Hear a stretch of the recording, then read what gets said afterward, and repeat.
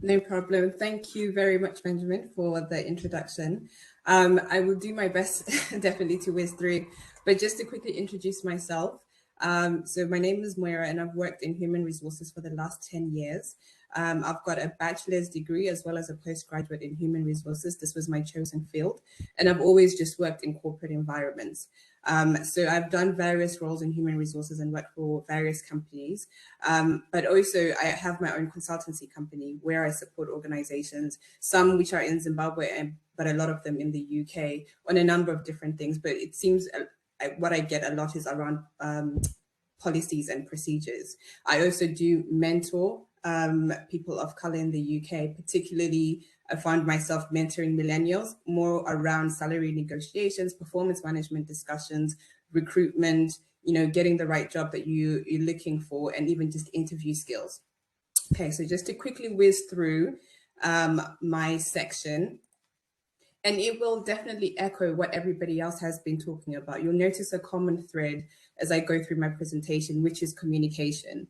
I will start off talking to employers, so going through the pre-boarding steps, onboarding and employee engagement, and then I'll move on to talking to employees, which is thinking about your employment contract and just giving general guidance about life in the UK and relocating to another country, and then we'll end off with my contact information.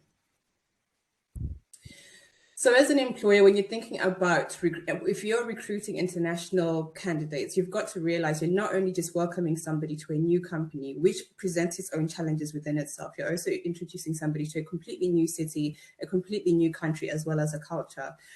So you've got to think beyond just the usual onboarding steps. So, your basic pre-employment steps are things like the employment contracts, any legal documents that you need to get finalized, obviously the right to work checks, things like the sponsorship license, sponsorship document, completing background checks, the system setup, so things like your IT, your payroll, your company intranet, etc. So these are just the basic things that you need to do if you're onboarding somebody who's in the country.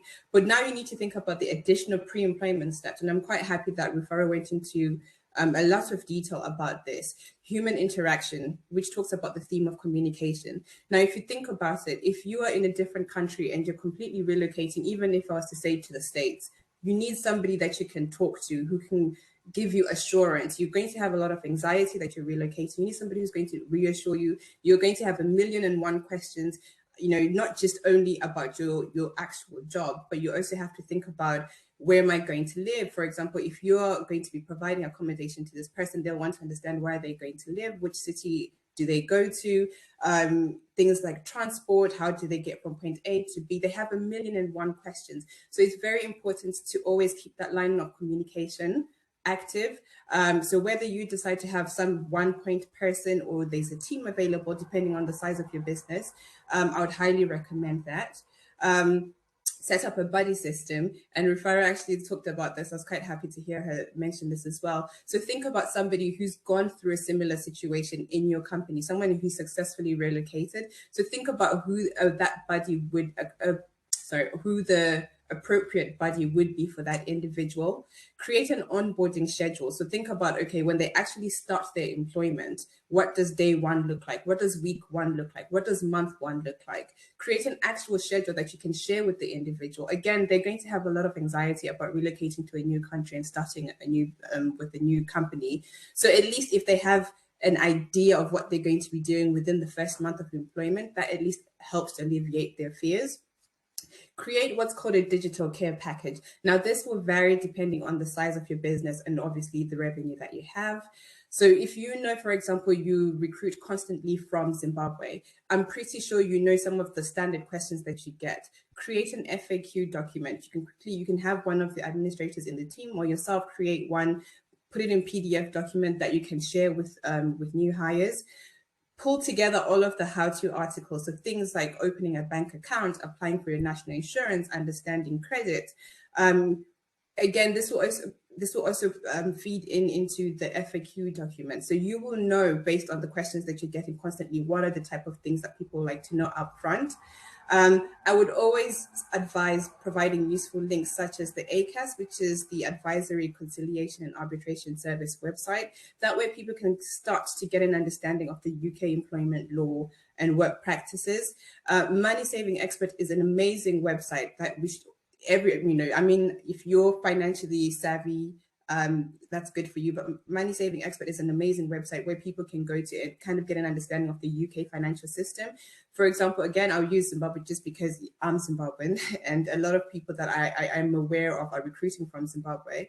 You know, there's not a credit system, you know, there are no credit cards. Don't overlook that and just think this is such a basic item. You know, when I was in Zimbabwe last, I was talking to my nephew about ATMs and actually getting money from an ATM. And he was so shocked because it's currently something that's not available. So he doesn't even know how to use an ATM machine. So you've got to factor those things in.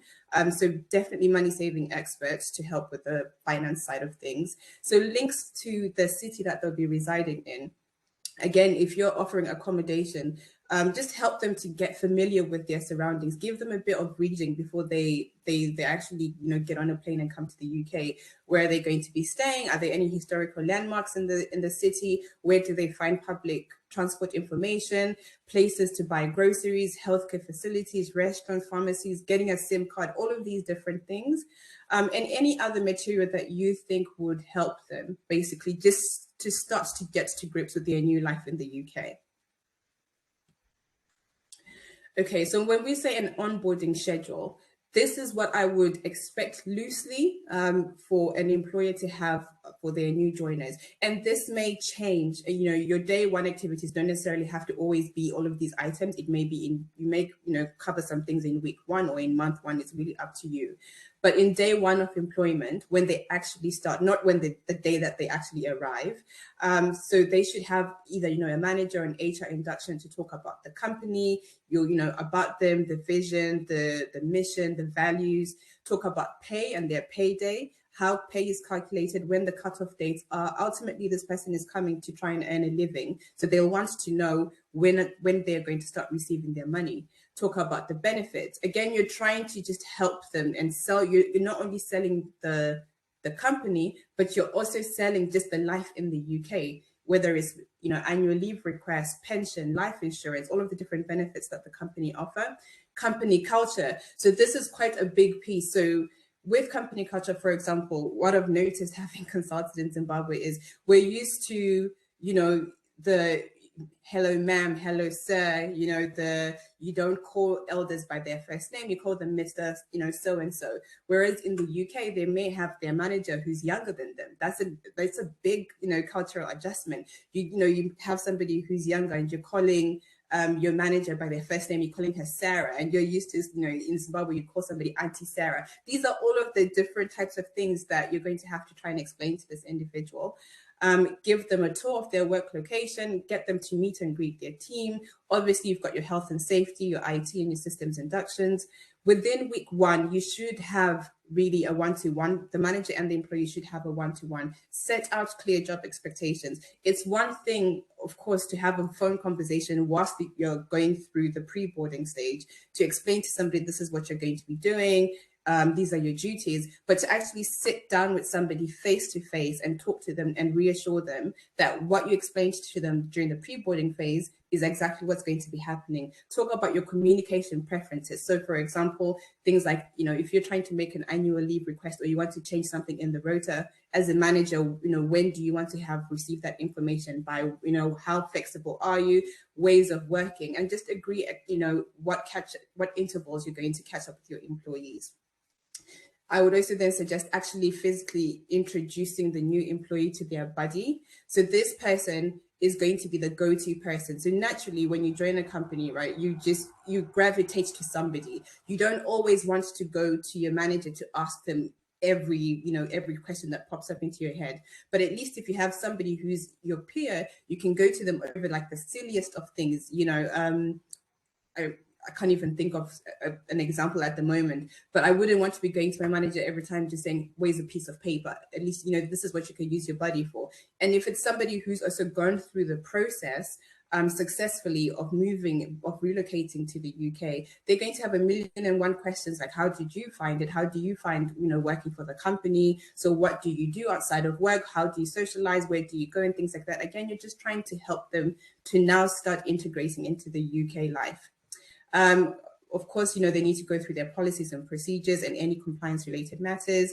And then in month 1, they should have completed any relevant training. You're supposed to constantly have that open line of communication between the manager and the employee. And if it's possible, arrange a team social event just to encourage team building. And again, you're introducing the individual to the UK culture. Okay, so the next topic is on employee engagement. So what is employee engagement? So this is where your employees, basically, they show vigor, dedication, and absorption. So if you just think about yourself, yourself as an employee in your, if you're an employee at the moment, you've been an employee at some point, think about all of the different roles that you've done. Were you happy at your job? And when you were happy with your role and with the company, how did that affect the quality of work that you did? How did that affect how you interacted with other people? This is what employee engagement is. And there's a lot of research that has shown that there's a positive relationship between employee engagement and business metrics such as customer satisfaction, productivity, efficiency, but most importantly, employee retention. Who's going to want to come to a company where they're not happy? Who wants an employee who comes to, to work and they're disgruntled all the time? So employee engagement is very important when you think about onboarding, not just only onboarding, but with all employees in general. You want to reduce the risk of losing your employees when they come across. Think about the recruitment cost, the training fees you'd have gone through, all of the effort that you've put in to try and get this person to the UK and get them inducted into the company. If you lose that just because there's not a positive work environment or engagement from the employee, that's such a shame and it's very costly. How do you assess employee engagement? So you gather employees' views via, your one-to-ones with your manager. This is where it's very important to have competent managers. You need to always make sure your managers are well trained, make sure you have annual training on leadership. And I think one of the panel members is going to talk about leadership. So I'm very excited about that. Or take, little short surveys. You can use sites like, I think it's called SurveyMonkey, to send out surveys, maybe after 30 days or 45 days or 90 days, depending on what you feel like, just to get some feedback from the employees around, what did they think about the communication, the information that they were given, the overall onboarding experience, the overall relocation experience, and most importantly, areas of improvement. Getting this feedback will be useful for you as an employer to figure out what do you need to do going forward to make things better, to help make sure that your employee has a positive experience. So building engagement, there's no one size fits all strategy. You have to actively collect and review employee feedback on a regular basis. So not only just collecting the feedback, but actually implement the changes. If you're somebody that just gets feedback and does nothing about it, then, what use are you, what use of the process? Sorry, what I meant to say is, what use is the process to you or to the employee? It just seems like wasted effort. Make sure you actually make the changes, you implement them. Communicate via the formal channels, whether in team meetings, use the managers to have these discussions of, with employees to communicate these changes. Create a positive work environment and culture. So make sure, obviously, basic things like make sure it's safe, make sure it's clean, make sure it's ventilated, have supportive working environments, show appreciation to people. It doesn't kill for a manager just to say to somebody, good job, offer learning and development opportunities, and make sure your packages are competitive. There are a lot of companies at the moment that are recruiting healthcare workers, so it is quite a competitive environment. So you want to make sure that you put your best foot forward as an employer to retain your staff. Okay, so I'll now quickly just go through to the employee. I appreciate that this will sound very basic, but as an employee, you should always have an employment contract. So in your employment contract, it should say what your conditions are, what your rights are, what your responsibilities and duties are going to be. When you read through your contracts, it should have your employer's name, your name, job title, start date, location, and all of the various different things listed. I won't go through them in detail, but make sure as an employee, you are clear on what you have signed up to. This way, if you have any issues, have those discussions with your manager to say, look, my contract says X, Y, and Z, but reality on the ground is slightly different. What's happening there? And also be clear on what your visa restrictions may be. You don't want to get up to 5 years in the UK, then you try to apply for, your indefinite leave, and then you find out that you weren't in line with the visa restrictions. So just make sure that you're always clear to what you sign up to.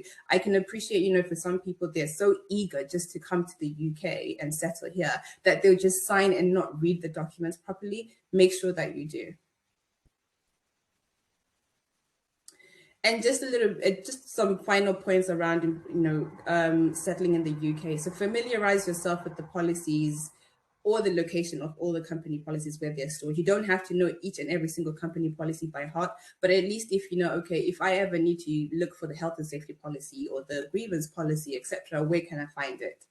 So in terms of cultural adjustment, make sure you lean on your buddy, make sure you lean on your line manager. If you've got any friends, if you've got any family, there are a lot of online community groups to assist people to adjust to life in the UK. I know particularly on Facebook in Zimbabwe, there are a lot of UK Zimbabwe network or ladies in the UK networks. Join those groups and start having discussions with people on those forums.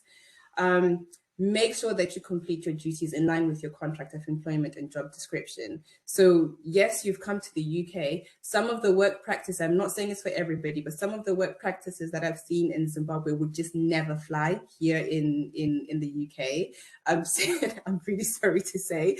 Don't get me started on customer service in some government organizations. But when you come to the UK, you work for your money. I'm not saying it's slavery, but you work for your money. So make sure that you definitely complete your duties as expected by your employer. Don't be afraid to ask any questions or to ask for help. Again, I say this because I've noticed that in some countries, they operate from a place of fear. You fear your manager, you fear speaking out, you fear just even asking a question. That should not be the environment that you work in. And you, as an employer, that's not the environment that you want your employees to be in. So make sure as an employee that you ask questions. Obviously, there's a nice, respectful way of asking questions and asking for help. Make an effort. If a company is going to, put through initiatives like getting engagement surveys to get your feedback and putting on social events, whilst it might not be your cup of tea, take part in the initiatives, appreciate the efforts put forward, and ultimately go, you will pick up, a thing or two just going and engage in different things, and you learn what you like and what you don't like, but make the effort at least to take part in them. If you have a grievance, always make sure that you raise it with your manager informally in the first instance.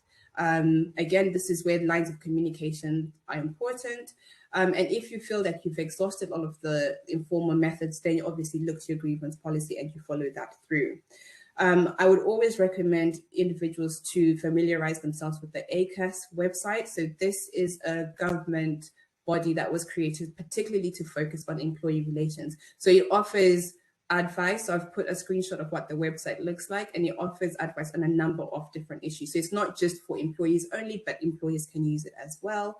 And as well as gov.uk. So that's also another useful website. That's a government website, and you can go to it to read about your employee rights and tax, etc. And finally, Money Saving Expert that I mentioned earlier is quite a useful website to familiarize yourself with the UK financial system and income tax. So that ends my presentation. I whizzed through quite a lot of it, but I hope you definitely got the gist of it. And we can definitely discuss a bit more in the breakout rooms. So to contact me for my HR consultancy services, you can email me. My email address is there. You can find me on LinkedIn, Twitter, and on Instagram. Thank you very much. Thank you very much.